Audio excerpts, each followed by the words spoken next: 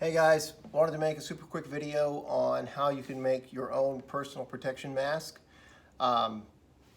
First we're going to talk about the materials. So what I've got here is MERV 13 fabric. That's MERV 13 fabric, and that comes from your return air filter. So return air filter is the filter that you're supposed to use on the return air in your house. It's a big triangle shaped filter.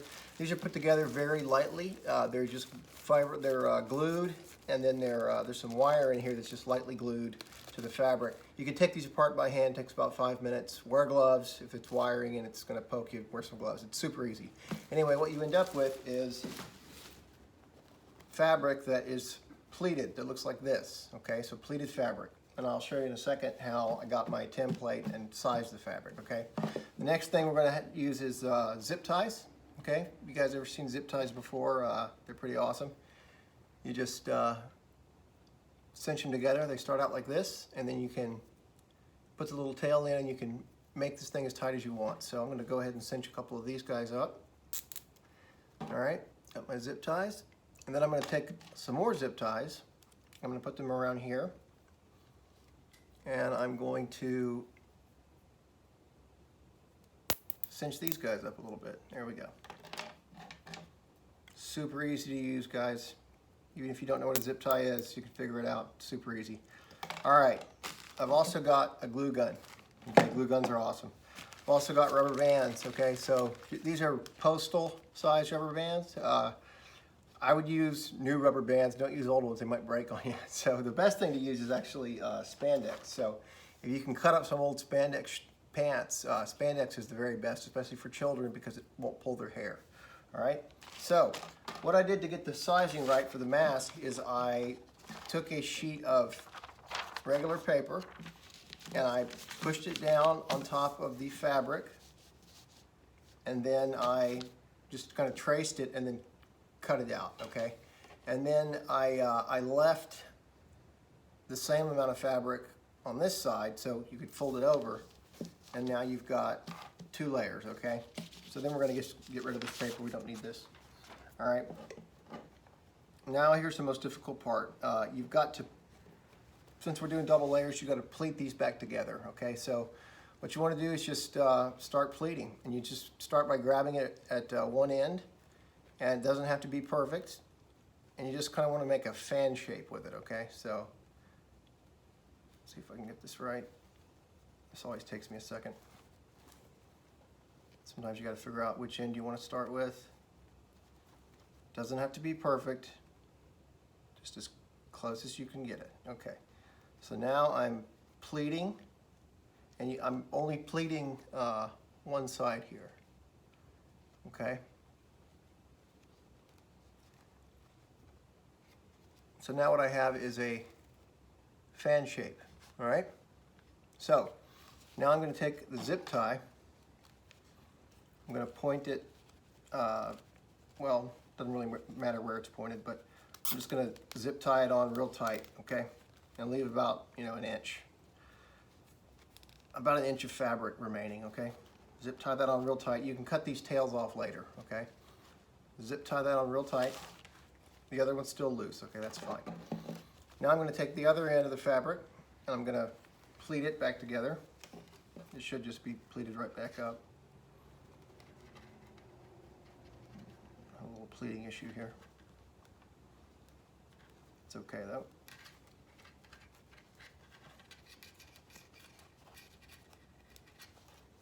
Give me 1 second.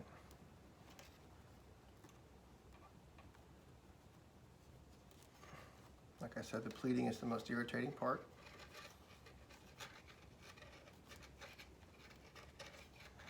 Just bunching this together. Doesn't have to be perfect. Okay. And now I'm going to zip tie this. All right. Kind of got my finger caught in there. That's okay. Give it about an inch on the end there. Just going to pull that really tight, okay? And I've got my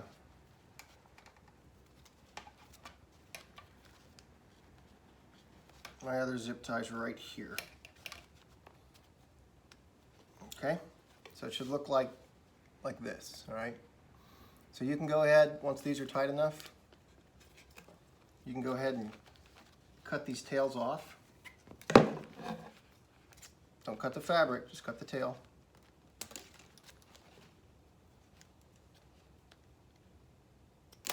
Okay, now you're left with this, all right? Now you can open this up, and now you have something that's in the shape of a mask. Just open it up, put it on your face. I'll change the camera angle here for a second.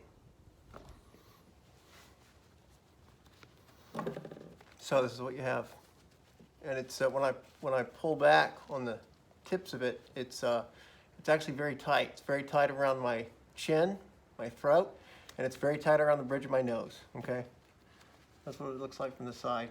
But we have to figure out a way to actually attach the mask to your face. Okay, so this is pretty easy. All we got to do is take our rubber bands.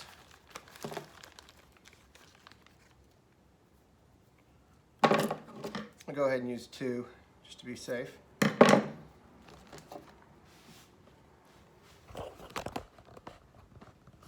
All right, so I took those rubber bands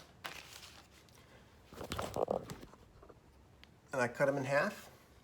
All right, and I'm going to take the rubber bands and tie them to the zip tie. All right, this is just the simplest knot that you can do. All right, everybody knows this knot. It's super simple. Just tie it on, and then the way that you check for tightness with an elastic band is you pinch the knot and then pull the rubber band. Okay, one broke there. That's okay. One will work. One band will actually work just fine. All right. That's why I recommend using Spandex if you can. It's less likely to break. Okay. It wouldn't be a bad idea to carry some rubber bands around in your pockets either. All right, I'm going to tie this one. I'm going to double tie it. Check for tightness. Yep, that one's good. Okay. Now I'm going to tighten up the zip ties. All right.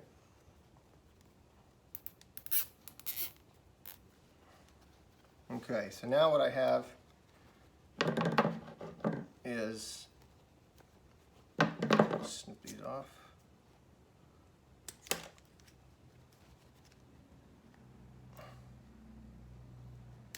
I have a mask that I can put around my face.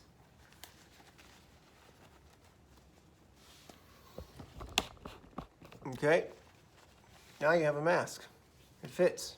Fits very tightly around the chin, and because it's pleated, you can pull it into shape, okay? You can pull it into whatever shape you want, all right? Now, it's kind of important where the bands go. I've kind of got this on the crown of my head. You can see that. It's kind of important. You could even do a separate band down here if you wanted to. Okay, but right now you've got a mask. This is a mask. This is going to keep you from touching your face. It's going to keep you from, you know, getting sneezed on directly. It'll protect you a little bit, all right? No guarantees. I'm not a doctor, so and I'm not a mask maker, although it would appear that way in this video. One final thing that you can do, guys, if you want to make a nose bridge to pinch your nose shut, all right, what you can do is you can take paper clips, okay? Now, what I started out with here was, move the camera again, normal paper clip, okay?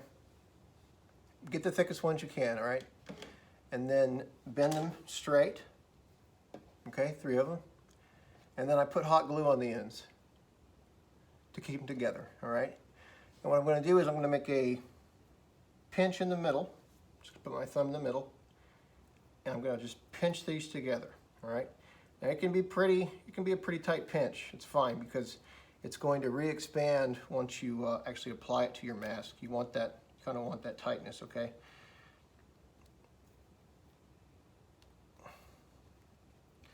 All right, so now I have this shape, all right? So now what I'm going to do is I'm going to mark on my face the center of my nose, or my nose bridge, okay? And this is the most irritating part of the video, probably. What you're gonna need to do is glue. You're gonna push the paper clip down, and then you're going to glue it. Now this glue gun can burn you, okay, so be aware of that. So I've got my finger underneath here. Move the camera again for you. Push this down. I don't know if you saw that, but I pushed these paper clips down along the fabric, and I'm just going to glue them. And there's really no such thing as too much glue. Okay, now this glue that they use in these hot glue guns, it doesn't interact with this fabric.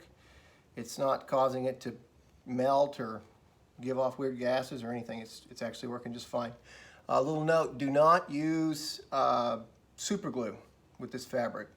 I tried that and it gave off a really weird odor, and it never actually even set, never actually even got hard. So don't use any cyanoacrylate glues, okay? So right now we're just literally watching glue dry. All right, so I apologize for that. Skip ahead if you want to.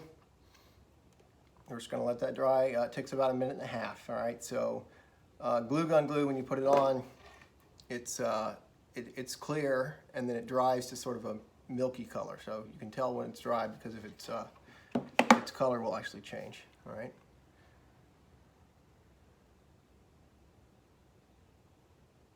Letting the glue dry.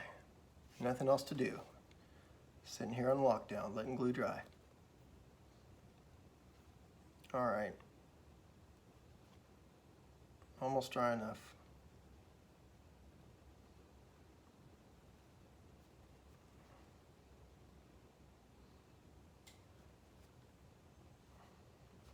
See what I've done here? Glued these in. Okay.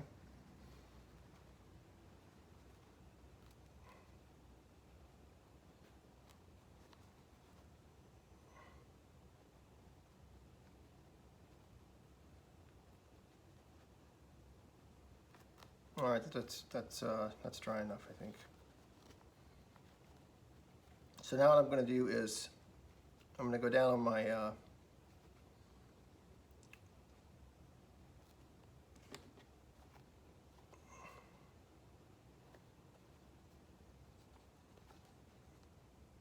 this up just a little bit. I'm actually going to go down about halfway right there. I'm going to fold it out, pinch it out a little bit, okay?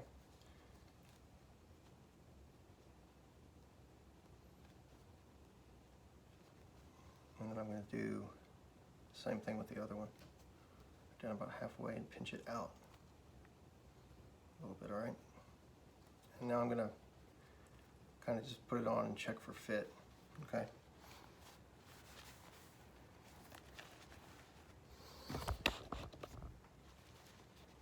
Okay, that fits good, and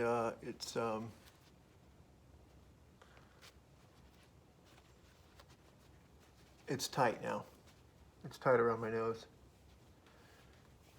And it's tight around here. It's tight around everywhere. So you could put it, if you wanted to, you could put a couple spots of glue right here. That'd be a good idea. But in the interest of time, we're not going to do that. So you can also glue a paper clip in down here, and you could add another strap. So super easy way to make a mask. And you want to get the MERV 13 filter, or if you're buying the Filtrete brand, it's 1500 or above. All right, guys, I hope you enjoyed that video, and I've got a bunch of other videos too that are way longer, and I even show you how to fit a mask for a child. Okay, that's actually really easy. You just do the same thing we did here, but you take in the zip ties and you pinch it in further. Okay, so again from the side, looks like this, and then from the front, we have this here. You can snip these ends off if you want. And it might not be the coolest looking mask, but it works. And it works better than cotton because it's actually got virus filtration properties. Okay, thanks guys. See you later.